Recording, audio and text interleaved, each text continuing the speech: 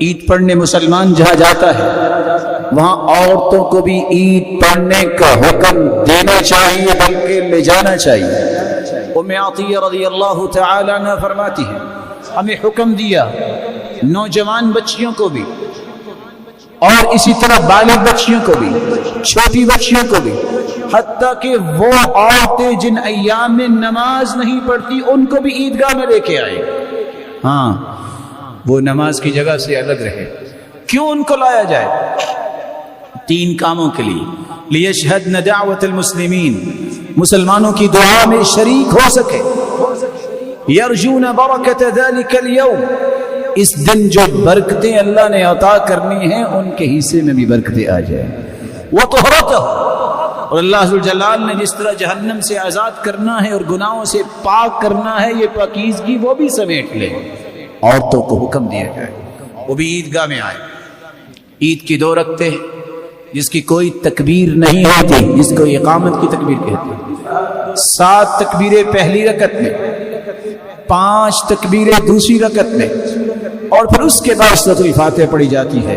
یہ رسول اللہ صلی اللہ علیہ وسلم کا طریقہ مبارک ہے۔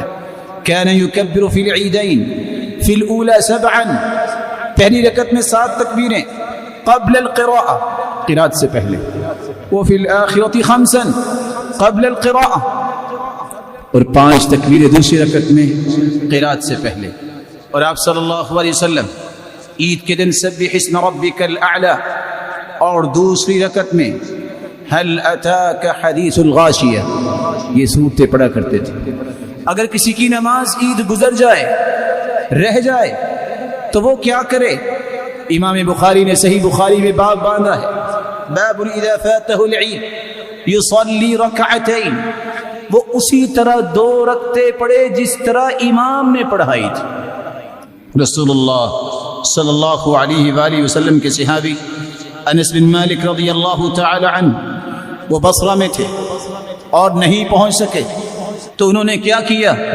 جمع موالی، اپنے غلاموں کو جمع کیا، وولدہ، اپنے بچوں کو جمع کیا، ثم یأمر مولا، پھر اپنے غلام کو حکم دیا، عبداللہ بن ابی عتبہ، عبداللہ بن ابی عتبہ کو، فیصلی بہم کصلاة اہل مصر رکعتین ویکبر بہم کتکبیرہم، اسی طرح 2 رکعتیں پڑھائیں جس طرح امام پڑھاتا ہے، اور تکبیریں بھی اسی طرح کہیں۔